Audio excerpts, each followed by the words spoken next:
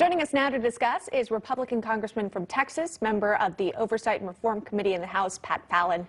Congressman, welcome to National Report on this Monday. Thanks for being here with us. Is it time to end the mask mandates?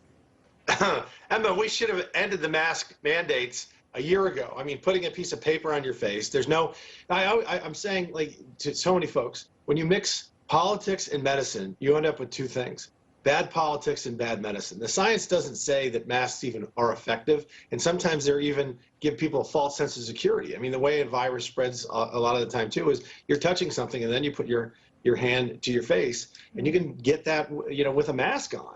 So yes, it is high time to do so. And in Texas, we have seen over the last 10 days, hospitalizations collapse, fortunately reduced by almost 40%. So yeah, it's time to move on. Yeah, the person most at risk for COVID, statistically speaking here, would be Stacey Abrams, who was not wearing a mask in that picture, as opposed to the children who were.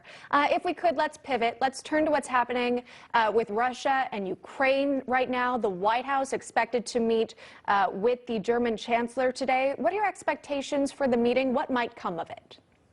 Well, you know, one thing that we have to look at, when Joe Biden came into office, he canceled the XL pipeline here in the United States, and then he greenlighted the Nord Stream 2.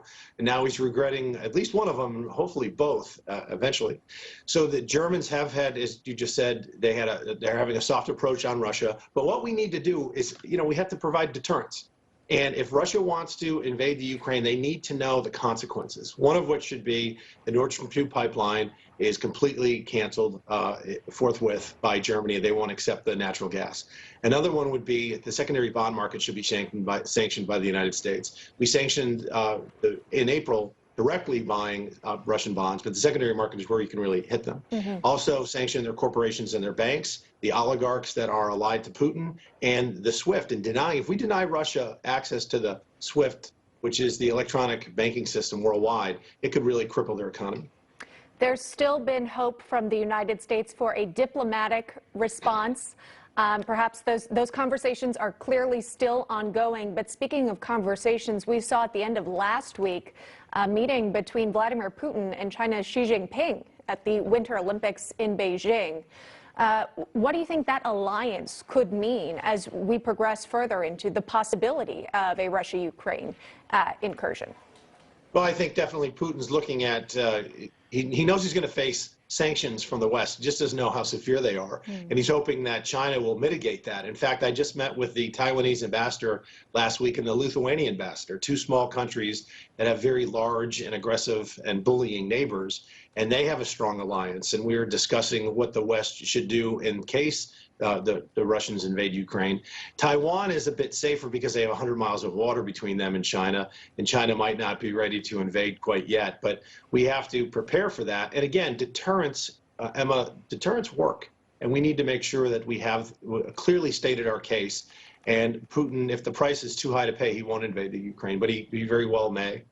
Yeah. Again, General Milley reportedly telling lawmakers that Kiev could fall within 72 hours if a full-scale Russian invasion of Ukraine takes place. We saw recently the departure of U.S. troops to the region, again, not to Ukraine. But what do you make of that visual of, again, U.S. troops being deployed to Germany, Poland, and Romania? Well, first and foremost, we should be securing our southern border before worrying about borders halfway around the world. We can do both, and we should. But it's not going to have it's going to have a negligible effect, let's be honest. Sending roughly just under 10,000 American troops to NATO countries in Eastern Europe really isn't going to do much of anything. The reason why there's not 125,000 troops amassed along, let's say, the Baltic countries of Estonia, Latvia, and Lithuania they're NATO countries. And we have an Article 5 provision in the NATO treaty that says an attack on one is an attack on all. So Putin's not stupid, he's very wily, and he knows that invading Estonia would be like akin to invading Nebraska, and he's not going to do that. He's a bully, and he's picking on a weaker neighbor. What we should have done 3 months ago is provided more lethal aid to the Ukraine. Ranking members Rogers and Inhofe sent a letter to the president urging him to do so, and he dragged his feet. I don't know why, but we should send more lethal aid and, again, outline the deterrence, or outline sanctions that will occur if Putin invades. Yeah, reports of, again, up to 130,000 Russian troops that are surrounding Ukraine. We covered it live on our program, the arrival of some military equipment to Ukraine from the United States. You're saying there should have been more. Congressman Pat Fallon joining us on the program. Congressman, thank you so much. Thanks, Emma. God bless. Take care.